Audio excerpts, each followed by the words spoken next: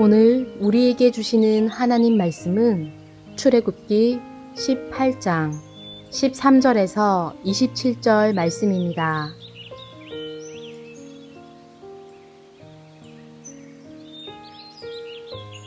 이튿날 모세가 백성을 재판하느라고 앉아있고 백성은 아침부터 저녁까지 모세 곁에 서 있는지라.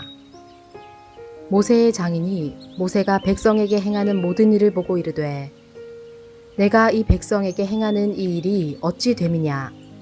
어찌하여 내가 홀로 앉아있고 백성은 아침부터 저녁까지 내 곁에 서 있느냐? 모세가 그의 장인에게 대답하되 백성이 하나님께 물으려고 내게로 오미라. 그들이 일이 있으면 내게로 오나니 내가 그 양쪽을 재판하여 하나님의 율례와 법도를 알게 하나이다. 모세의 장인이 그에게 이르되 내가 하는 것이 옳지 못하도다. 너와 또 너와 함께한 이 백성이 필경 기력이 쇠하리니 이 일이 내게 너무 중함이라. 내가 혼자 할 수 없으리라. 이제 내 말을 들으라. 내가 내게 방침을 가르치리니 하나님이 너와 함께 계실지로다.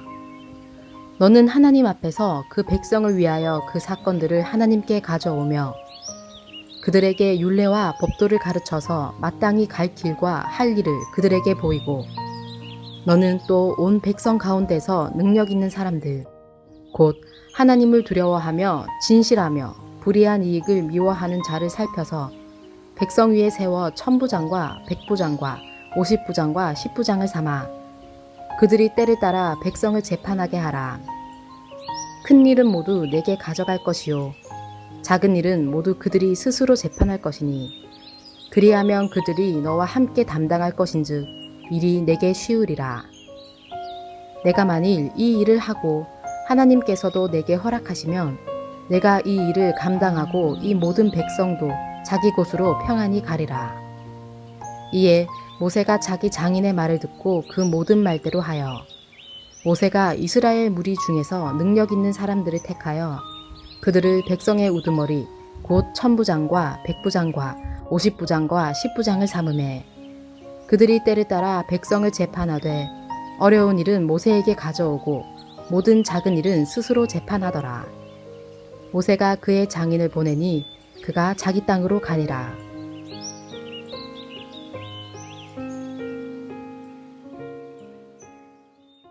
오늘 본문은 이스라엘 백성이 하나님의 말씀, 즉 율법을 받기에 앞서 대대적인 조직 개편을 단행하는 내용입니다. 대대적인 개편이 있기 전까지 모세가 어떻게 이스라엘 백성을 섬겼는지가 13절에 나오고 있는데 아침부터 저녁까지 혼자서 백성들의 문제를 판결해 주느라 매우 과중한 업무에 시달리고 있었습니다. 13절입니다. 이튿날 모세가 백성을 재판하느라고 앉아있고 백성은 아침부터 저녁까지 모세 곁에 서 있는지라. 그 이유는 조직을 아직 분화하지 못한 때라서 모세 혼자 이스라엘 백성의 대소사를 모두 직접 관여하고 있었기 때문이었습니다. 14절과 15절입니다. 모세의 장인이 모세가 백성에게 행하는 모든 일을 보고 이르되 내가 이 백성에게 행하는 이 일이 어찌 됨이냐? 어찌하여 내가 홀로 앉아있고 백성은 아침부터 저녁까지 내 곁에 서 있느냐? 모세가 그의 장인에게 대답하되 백성이 하나님께 물으려고 내게로 오미라. 여러분 가운데 지금 맡고 있는 일과 사역이 너무 과중하다면 하나님께 지혜를 구하시기 바랍니다. 하나님께서 여러분에게 동력자를 붙여주시기를 축원합니다. 하나님은 모세에게 천부장과 백부장, 50부장, 10부장들을 붙여주시는데 우선 그의 장인 이드로를 모세의 돕는 사람으로 붙여주었다는 것을 주목해야 합니다. 여러분, 우리는 가까운 사람으로부터 의외의 도움을 받을 수 있습니다. 이드로는 이방인입니다. 물론 우리가 살펴본 대로 방금 전에 하나님을 믿었기 때문에 초신자라고 볼 수 있습니다. 초신자의 눈에 기존의 신자들이 하는 일들이 다 좋게 보였을 것입니다. 좋게 보이지 않았다면 선뜻 모세의 신앙 공동체 안으로 들어오려 하지 않았을 것이기 때문입니다. 하지만 분명히 어떤 부분은 개선의 여지도 눈에 띄었을 것입니다. 우리는 나와 다른 시각을 가진 사람의 말을 잘 기울여 들을 필요가 있습니다. 물론 너무 세속적인 잘못된 생각은 경계해야 합니다. 이드로는 연륜이 있는 사람입니다. 그리고 외부 관찰자입니다. 내부에 있는 사람들의 시각으로 놓칠 수 있는 생각의 사각지대를 연륜 있는 외부 관찰자가 찾아낼 수 있는 것입니다. 그러므로 우리는 항상 타인의 생각에 열려 있어야 하고 수용성을 가지고 있어야 합니다. 오늘 이드로의 제안은 매우 훌륭하고 탁월했으며 이스라엘 민족이 작은 부족에서 국가로 도약하는 데 중요한 도움을 주었습니다. 그런데 아무리 그 제안이 훌륭하고 좋다 할지라도 표현이 잘못됐을 때 상대방이 수용하기가 어렵습니다. 여기서 표현이란 말뿐 아니라 태도와 행동을 포함합니다. 모세가 이드로의 이 훌륭한 제안을 받아들일 수 있었던 이유는 이드로의 훌륭함 때문이라고 할 수 있습니다. 이드로는 먼저 모세의 제안을 받아들였습니다.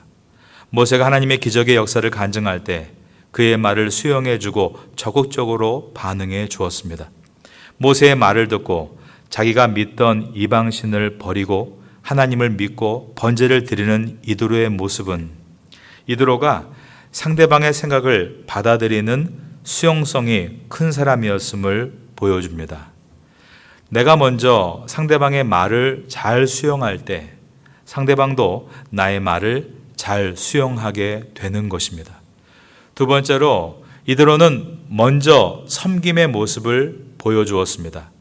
모세와 아론과 이스라엘의 모든 장로들에게 음식을 대접한 사람입니다. 말만 하고 행동이 없을 때 상대방은 그의 제안을 수용하러 들지 않을 것입니다. 그러나 먼저 섬김의 자리에서 힘을 다해 섬길 때 그의 말은 진정성이 느껴지고 상대방으로 하여금 수용하게 만드는 것입니다. 셋째로 이드로는 모세를 진심으로 생각하고 하는 말이었기 때문에 모세가 수용할 수 있었습니다. 18절입니다. 너와 또 너와 함께한 이 백성이 필경 기력이 쇠하리니 이 일이 내게 너무 중함이라 내가 혼자 할 수 없으리라. 이 말 속에 모세를 향한 이드로의 진심이 느껴지지 않으십니까? 단순히 자기 생각이 더 낫다고 자기 경험이 더 앞선다는 식으로 접근했다면 상대방이 수용하기 어려웠을 것입니다. 그러나 정말 상대방을 위해서 걱정해주고 생각함으로 하는 말은 상대방으로 하여금 진정성을 느끼게 해주고 수용하게 만드는 것입니다.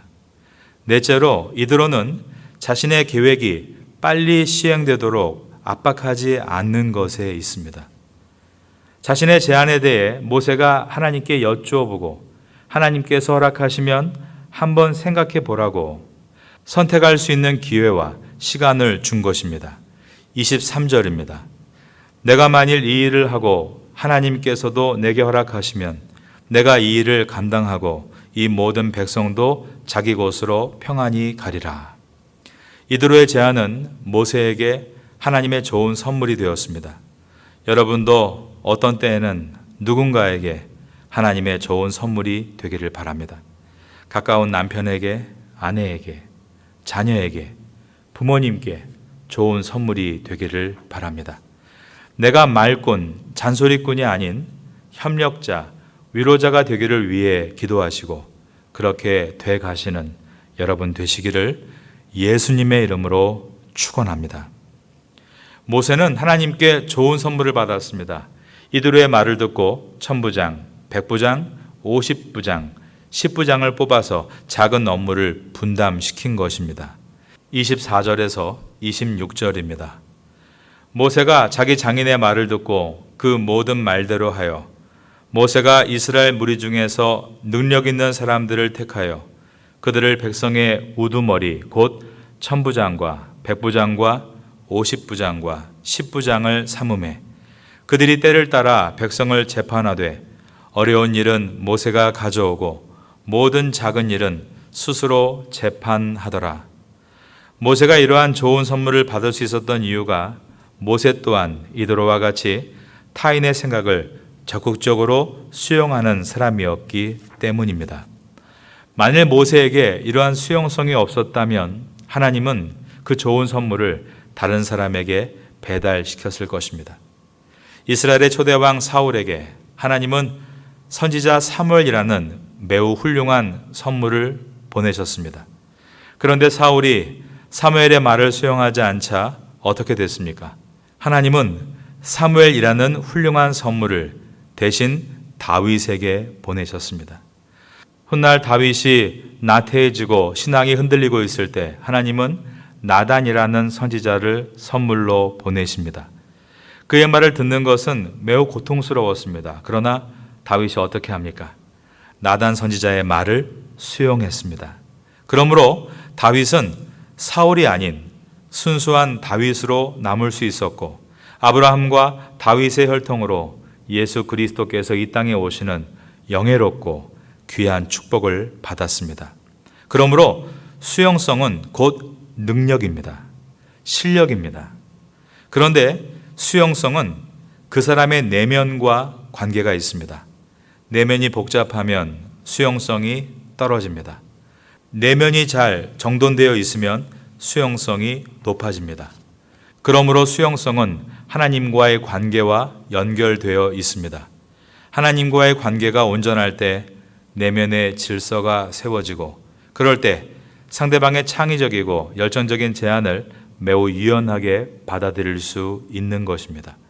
하나님과의 관계가 언제나 온전함으로 넓은 수용성을 가지고 세상에서 사역과 사명을 감당하시는 여러분 되시기를 축원합니다.